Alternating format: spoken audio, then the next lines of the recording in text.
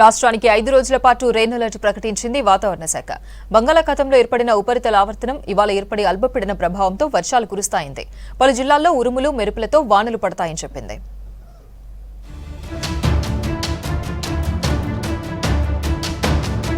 రాష్ట్రంలో మరో 5 రోజులు వర్షాలు పడే అవకాశాలున్నాయి. బంగాళాఖాతంలో ఏర్పడిన ఉపరితల ఆవర్తనం ఇవాళ ఏర్పడే అల్పపీడన ప్రభావంతో మోస్తరు వర్షాలు పడతాయని హైదరాబాద్ వాతావరణ శాఖ తెలిపింది. అల్పపీడనం ఎల్లుండి నాటికి వాయుగుండంగా బలపడే అవకాశం ఉందని వివరించింది. ఆదిలాబాద్, కొమరంభీం, ఆసిఫాబాద్, మంచిర్యాల, నిర్మల్, నిజామాబాద్, జగిత్యాల, రాజన్న సిరిసిల్ల, జయశంకర భూపాలపల్లి, ములుగు, మేడ్చల్, మల్కాజ్గిరి, వికారాబాద్, సంగారెడ్డి, మెదక్, కామారెడ్డి, మహబూబ్ నగర్ జిల్లాల్లో ఉరుములు మెరుపులతో వర్షాలు కురుస్తాయని తెలిపింది. ఈ జిల్లాలకు యెల్లో అలర్ట్ జారీ చేసింది వాతావరణ శాఖ. అక్కడక్కడ మనకి కొద్దిగా ఉరుములు మెరుపులతో కూడిన వర్షపాతం నమోదయ్యే అవకాశం కూడా ఉంది. అలాగే ముఖ్యంగా దక్షిణ ఈశాన్య తెలంగాణ జిల్లాలకి వచ్చే 3 రోజులు కూడా కొద్దిగా ఈ వర్షపాత సూచనలు ఇదే విధంగా ఉండే అవకాశం అయితే కనిపిస్తుంది. వచ్చే 3 రోజులు కూడా ఇదే విధంగా కొద్దిగా ఉరుములు మెరుపులతో పాటుగా ఈదురుగాలులతో కూడిన వర్షపాతం కూడా నమోదయ్యే అవకాశం అయితే కనిపిస్తుంది.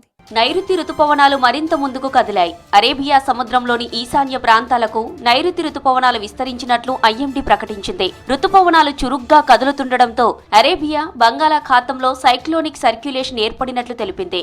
ఇదే బంగాళాఖాతంలో అల్పపీడనం ఏర్పడడానికి కారణమని వివరించింది. దీని ప్రభావంతో వర్షాలు కురుస్తాయంది. పశ్చిమ మధ్య బంగాళాఖాతంలో ఏర్పడిన ఈ ఉపరితల ఆవర్తనం అల్పపీడనంగా మారే అవకాశం ఉంది. అది 24వ తేదీన వాయుగుండంగా కూడా మారి అది ఉత్తర ఈశాన్య దిశగా ప్రయాణించే అవకాశం అయితే కనిపిస్తుంది.